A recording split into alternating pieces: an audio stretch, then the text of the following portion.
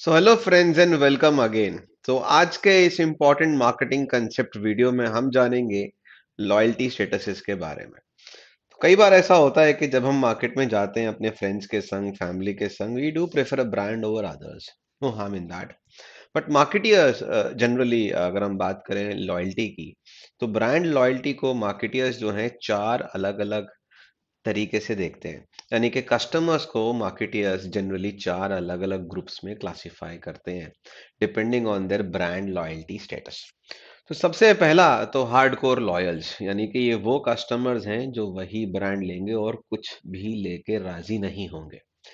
बेहतरीन एग्जाम्पल अगर मैं अपने बेटों की बात करूं तो वो उनसे अगर मैं जब भी पूछता हूं कि नूडल्स कौन से खाने हैं, 2 मिनट नूडल्स, तो उनके जमा पे एक ही वर्ड होता है, मैगी। मैगी के अलावा उनको कुछ भी नहीं समझ में आता।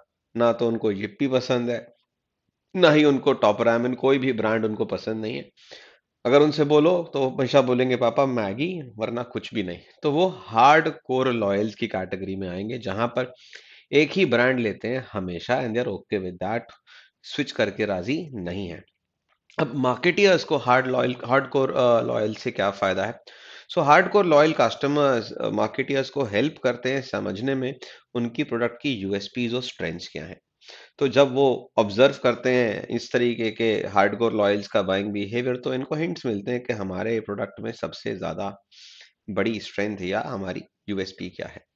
उसके बाद आते हैं दूसरे तरीके के कंज्यूमर्स, जैसे कि स्प्लिट लॉयल्स। अगर आप मेरी बात करें तो जब भी कोई मुझसे बोल रहा है कि कोल्ड ड्रिंक कौन सी पियेंगे तो मैं बोलता हूँ थम्स अप। और अगर थम्स अप अवेलेबल नहीं है तो मैं बोलता हूँ कोका कोला। दोनों में से कोई एक, I am okay with that. But अगर उसके अलावा कोई कोल्ड ड्रिंक कुछ भी है, माउंटेन ड्यू है मैं नहीं पीऊंगा, स्प्राइट है मैं नहीं पीऊंगा, पेप्सी तो मैं बिल्कुल नहीं पीऊंगा। तो मेरी प्रेफरेंस जो है बेसिकली दो या तीन ब्रांड्स के बीच में अगर स्विच कर रही है, तो मैं कहलाऊंगा एक स्प्लिट लॉयल कस्टमर। यानी कि आई एम मेरी लॉयल्टी स्प्लिट हो गई है दो या तीन ब्रांड्स के बीच में। तो अगर मैंने बोला कि कोल्ड ड्रिंक में या तो थम्स अप या कोका कोला, इसके अलावा कुछ भी नहीं, तो मैं एक स्प्लिट लॉयल कंज्यूमर के कैटेगरी में आऊंगा।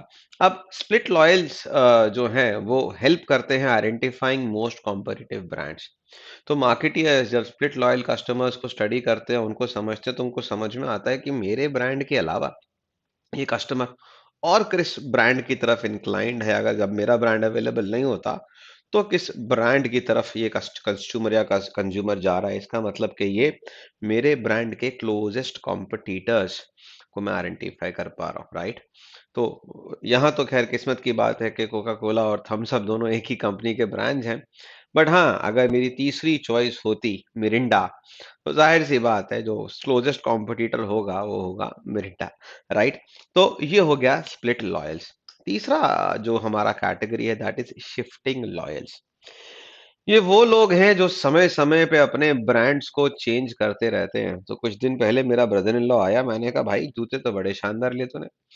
कहता हाँ भाई, ये मैंने लिए हैं, नए जूते हैं न्यू बैलेंस के। मैंने कहा न्यू बैलेंस? कहता हाँ। मैंने कहा तू तो पहले स्केचर्स पहनता था। कहता हाँ, स्केचर्स पहन के मैं बोर हो गया। उससे पहले मैं एडिडास के जूते पहनता था, उससे भी बोर हो गया। ये भी बहुत बेहतरीन जूते हैं और अभी बहुत ही बढ़िया जूते चल रहे हैं। तो ऐसे कंज्यूमर्स बेसिकली जो है वो शिफ्टिंग लॉयल्स की कैटेगरी में आते हैं, जिनकी ब्रांड लॉयल्टी जो है शिफ्ट करती रहती है। तो कभी कुछ समय एडिडास कंज्यूम करा, एडिडास से मन भर गया, कोई रीजन समझ में आया स्विच करने का, तो फिर स्केचर्स पे चले गए। फिर कुछ समय स्केचर्स के बाद मन किया तो अब न्यू बैलेंस पे चले गए। और जाहिर सी बात है यहाँ पर भी बहुत लंबे समय तक नहीं टिकेंगे। जब इनको और कोई ब्रांड समझ में आएगा तो वहां चले जाएंगे। तो कंज्यूमर्स जो इस तरीके से अपनी लॉयल्टी को स्विच करते रहते हैं या शिफ्ट करते रहते हैं, इनको हम बोलते हैं शिफ्टिंग लॉयल्स। ज्यादा बेहतर होगा हम इनको बोले शिफ्टिंग लॉयल्स। तो जब इस तरीके के कंज्यूमर्स एक ब्रांड से पलायन करके दूसरे ब्रांड की तरफ चले जाते हैं, तो मार्केटियर्स इनसे भी बहुत कुछ सीखते हैं। उनको समझ में आता है कि भाई हमारे ब्रांड में वीकनेस क्या है, जिसकी वजह से हम कंज्यूमर को रिटेन नहीं कर पाए अपने ब्रांड की तरफ। और लास्ट में आते हैं स्विचर्स, जिनका कोई दीन ईमान नहीं है, जो मिल जाए बहुत ही बढ़िया। तो मेरे पिताजी जो हैं, उनको कोई फर्क नहीं पड़ता। उनको आइसक्रीम खिलाने जब ले जाओ, पापा क्या लोगे? कुछ भी खिला दे, बहुत बड़ी आइसक्रीम नहीं होनी चाहिए। तो he is happy with a small cone also.